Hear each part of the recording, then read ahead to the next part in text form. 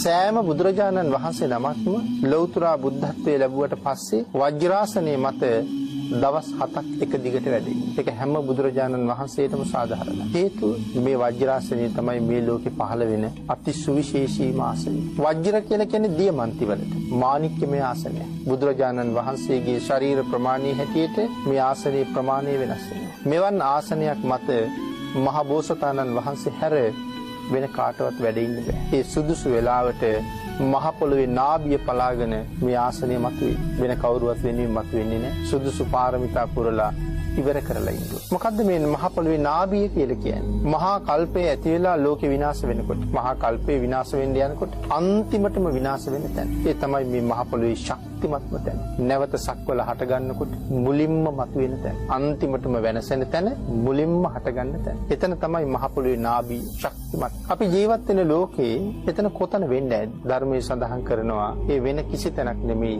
ගයාවේ බෝධින් වහන්සේ පිහිටලා තියෙන්නේ ඒ නාභි මණ්ඩලයේ මතයි. විශ්වයේ පහළ වුණාද යම් තාක් බුදුරජාණන් වහන්සේලා උන්වහන්සේලා සියලු දෙනාම බුද්ධත්වයේ ලබන්නේ එතන. අනාගතේ පහළ වෙනවද යම් තාක් ප්‍රමාණයක් සියලු දෙනාම බුදු වෙන්නේ එතනයි. මොකද හැම බෝධිසත්වයන් වහන්සේ නමක්ම ලෞතර බුද්ධත්වයේ ලබන්නේ සමාධීන් කෝටි ලක්ෂ 24කට සමවදින. සමාධීන් කෝටි ලක්ෂ 24ක් කියලා කියහම මේ කෝටි ලක්ෂ 24ක් සමාධීන්ට සමවදින්න මාස ගාණක් ගත කරනවා. සුළු කාලයක් තුල ඊටාම වේගෙන් සමවදිනවා. සඳහන් කරනවා ඒ සමාධීන්ට සමවදින වේගය කොයිතරම්ද මේ මහ පොළොවේ වෙන තැනක උත්සාහ කළොත් ලෝකය විනාශ වෙනවා.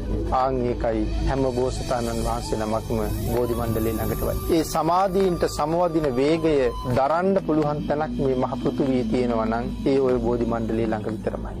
ඒයින් සුදුසුම තැනයි වජ්‍රාසනයේ පහළ වෙන්නේ. ජය ශ්‍රී මහ බෝධි රාජයන් වහන්සේට පිටුපාලා වැඩ ඉන්නේ මේ වජ්‍රාසනයේ මත. ඒකට කරුණු අපේ බුදුරජාණන් වහන්සේ තව තැනක පැහැදිලි කළා. සවැත් නුවර ආනන්ද අග්‍ර උපස්ථායකයන් වහන්සේගේ මූලිකත්වයෙන් බෝධින් වහන්සේ නමක් රෝපණය කළා. ජේතවනාරාම. අදත් අපි කතා කරනවා ආනන්ද බෝධිය කියලා. බෝධින් වහන්සේ රෝපණය කරනකොටම ආශ්චර්යමත් කරුණු කීපයක් සිද්ධ වුණා. එයින් ප්‍රීතියටපත් වෙච්ච ආනන්ද ස්වාමින් වහන්සේ බුදුරජාණන් වහන්සේට ආරාධනාවක් කළා. ස්වාමීනි භාග්‍යතුන් වහන්සේ එදා ගයාවේ බෝධි මූලයේ ළඟ යම්සේ භාග්‍යතුන් වහන්සේ වැඩ හිටියද ස්වාමීනි ආන් ඒ විදිහටම මේ බෝධින් වහන්සේ ළඟ අපිට අනුකම්පාවෙන් වැඩ ඉඳලා බෝධින් වහන්සේ තවත් පූජනීය වස්තුවක් කරන්න කියලා. ඒ වෙලාවේ බුදුරජාණන් වහන්සේ පැහැදිලි කළ ආනන්ද යම් දවසක ගයාවේ බෝධින් වහන්සේ මුල වැඩ හිටියද ඒ විදිහට ආයේ මේ ලෝකෙ කිසි තැනක වැඩ ඉන්න බෑ කියලා. එතන විතරයි එහෙම වැඩ ඉන්න පුළුවන් කියලා. ඒ කාරණාවිනුත් මේ කරුණ කියනවා. එහෙනම් මහ පොළොවේ නාභිය. එතන තමයි